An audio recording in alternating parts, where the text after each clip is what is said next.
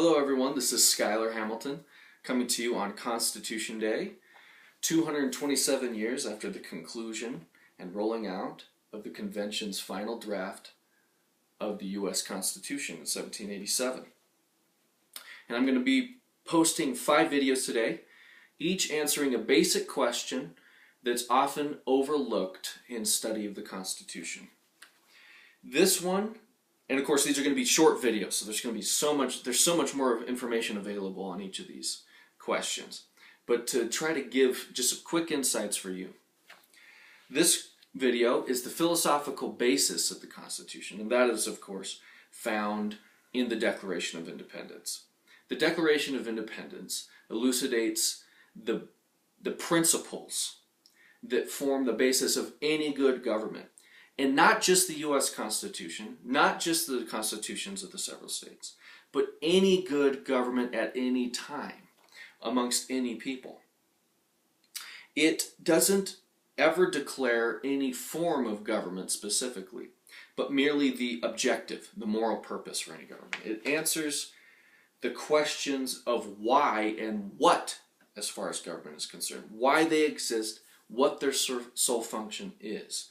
And this revolves around the concept of fundamental, unalienable rights, which comes logically with the corollary fundamental, unalienable duties. A big example being that the right to pursue happiness is in a part of the individual. And it is before, antecedent, and even superior to any social structure, any civil government. But with that comes the duty, the unalienable fundamental duty, to allow everyone else the same right. The exercise of the same right. Now, from this angle, the topic of form of government is automatically secondary. These are perfect principles. Remember, why, what, as far as rights and governments are concerned. The U.S. Constitution was their attempt at answering the question of how. The imperfect attempt. But remember, imperfection attends all human affairs, as Samuel Adams says, and you cannot expect perfection from a system created and run and sustained by imperfect people. So,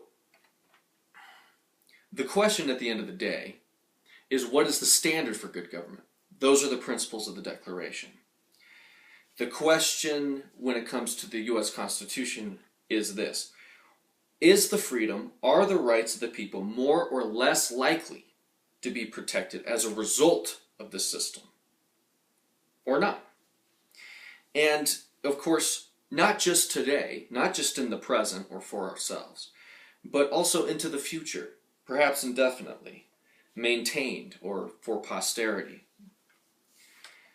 Now, on this issue of form, the founders studied men like Polybius, Machiavelli, and of course a lot of Greek philosophers, as well as their look at biblical principles. And they saw that there are 3 trends, 3 tendencies as far as societies have been concerned in history. When you have a monarchy ruled by one, it often descends into tyranny. When you have aristocracy ruled by a few, it often descends into oligarchy. And when you have democracy ruled by the many, in the form of the people, I guess, literally, but that means many, whoever can convince more of the people, that often descends into mobocracy, ochlocracy ruled by mob, or what Machiavelli calls licentiousness. Now, these are pure forms. These are simple forms in and of themselves. And what Machiavelli did in analyzing the Roman system, which lasted much longer than the Greek city-states and their forms, is he saw that you had a mixture of these 3. And therefore, these tendencies were able to kind of correct each other. In the words of Gary Wills, the innate biases of each of these can become mutually correcting, which tends to last longer. So this is found very clearly in the Constitution of the Commonwealth of Massachusetts. And the primary author of that document was John Adams. And so he put the monarchical principle into the executive. He put the aristocratic principle tendency into the courts, and the mobocratic or the democratic principle into the legislature. Now, this Constitution of Massachusetts, 1780, was the model for the U.S. Constitution. And it's very similar. If you look, you see the monarchical principle founded the president. You have the aristocratic principle, the oligarchical principle, built into the courts and the Senate, and then the democratic principle built into the House.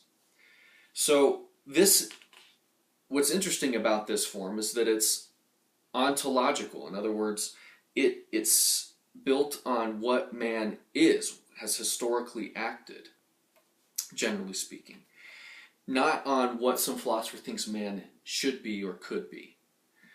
And so it was a very pragmatic approach, and it's still an open debate as to whether or not the question is answered. Is it in harmony with the Declaration? Another way of putting it is, are the rights of the people more or less likely to be protected as a result of this system? Not just for now, but into the future. And I'd encourage you to watch the other videos that follow this for more information.